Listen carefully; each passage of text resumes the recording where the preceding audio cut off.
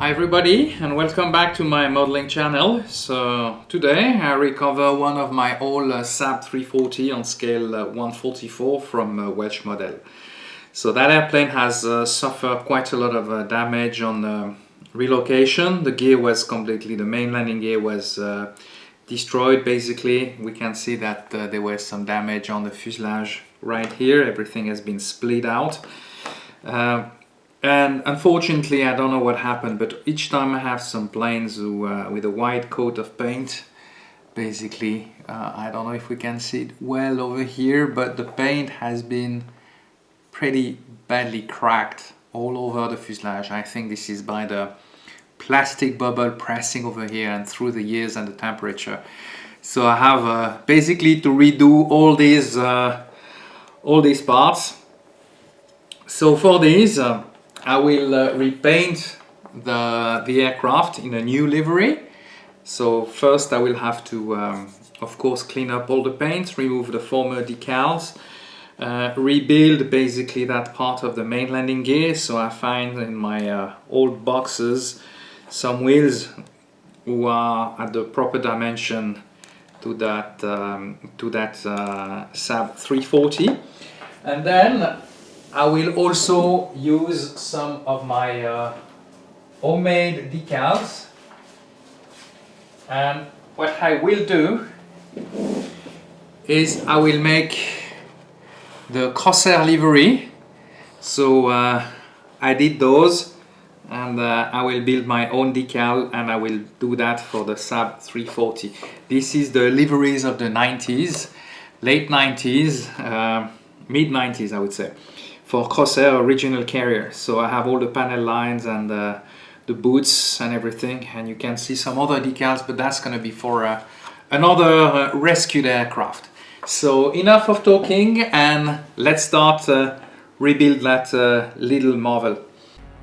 So we're going to start that renovation by taking some measurement on the undercarriage and make some protection on the top of the wings, because I realized that the decals on the top of the wings were very difficult to remove, and they had a pretty good grip, so I could still use them later on. So what I did is I cover basically the decals on at the wing root, and then I start scrapping all the former paint and former decals. So that's a very long process. I didn't have any paint remover, so I did most of the work by using sandpaper and scraping down, using as well some scalpel blades for some parts of the decal. But the main thing when you do a renovation kit is you have to keep in mind that the panel lines are already filled with paint. So you have to basically rescribe all the panels, either with a scalpel, a rescribing tool, some razor blade saw, and you have to do that constantly through your renovation as you're going to scrap all the paint. Otherwise you may lose all those panel lines, and that would give less data. So this is what you will see during that whole process. I've been coming in and out, and reusing again some sharp tools, rescribing. Then what I had to do as well, I realized that there was some parts were broken with the fuselage, so I had to re-glue them. Then of course I realized that there was some gaps again between some parts, so I used some putty, let it dry of course, sand it down, and until I got a pretty nice smooth surface, I will be doing this work. Then after we will have the chance to cover those wings, I mean the top of the wings, and then we're gonna clear a nice clear white coat of paint, and then we'll be able to process to the decal. But at the moment we are still working of course on that surface, and then we're gonna be able to get it ready for the paint booth.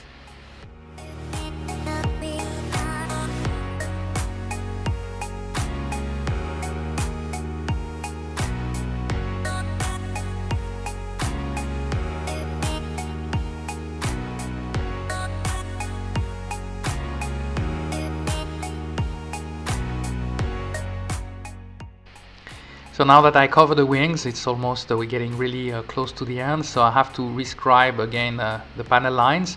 And as I said before, it's back and forth through this work. And I have to say as well that the front of the aircraft had some panel lines that were completely masked through time, and as I didn't have as much experience as I have today, I was able to redo that part a little bit more precisely, and that was a good thing about that build and those renovation or those restoration on those old kits. Is I built them about 10 to 15 years ago, and I still had a good experience, but today I'm having really some I can bring a lot of improvement on those kits.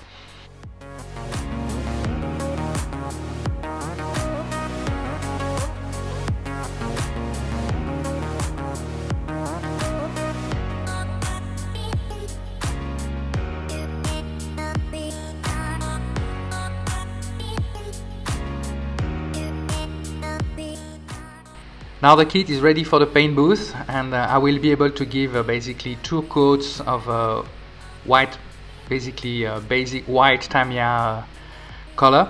It's a glossy white, and I will do all the fuselage and the engines. And I have to say that it was really good. But I had to put at least 2 coats to be able to make sure that there was no panel lines or no remaining of a putty below. But you won't see that.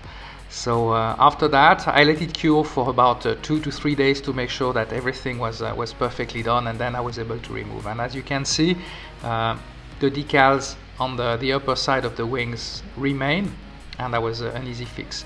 So after that, it was time to re-put the undercarriage, and I was able to also paint the exhaust of those engines. And for this, I use a classic dark exhaust paint from Humboldt. After that, I was able to fix the undercarriage. I take some measurements, and I use some plastic wire to be able to get the missing part of the landing gear. Then I start to apply my my homemade decal, and I have to say that it is kind of a job. Find the right printer, then you need to give them a clear coat of clear varnish. And even so, sometimes you may have some issue with the paint crackling, and the decals are very fragile. But I have to say that I'm very happy and very pleased of that. Making my own decals makes things that does not really exist, and you will have that. So the challenge as well on applying those decals is, as you can see, the logo of Crossair is in 3 or 4 parts, and you had really to put them on the fuselage before you are able to put the windows, and you really have to find the right place, working with photo on the internet, to be able to get the proper to place them and to put them properly on the kit. But I have to say that it is a really enjoyable little kit, and I really like those white liveries from the 90s. And I have to say that it was also it brought a lot of memories, as young pilots were always trying to reach these targets when finished their flight school, going out of flight school. So I really like that little kit, and I have to say that with a little bit of work, you can work on those decals very easily. But of course, you have to be careful how you work on them. Lots of water. I didn't use any decal solution because I was too scared that I would break or destroy or damage some of the decals. So everything worked very well at the end, and I'm very, very pleased about the result.